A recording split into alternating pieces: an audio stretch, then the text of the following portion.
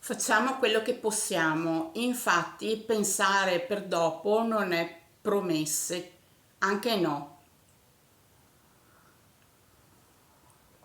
Per cui vai, dov'è il nostro cuore nell'estasi che si è progettata. Coerenza che trova una appassionata donna che sarà per te la vera matrice di cotanto divertimento e amore. L'affetto da parte mia sarà per sempre un grande cuore.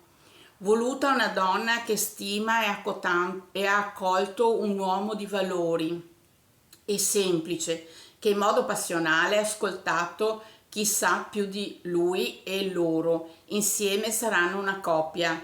Spero nella misericordia di lei, che ospiti con il suo cuore.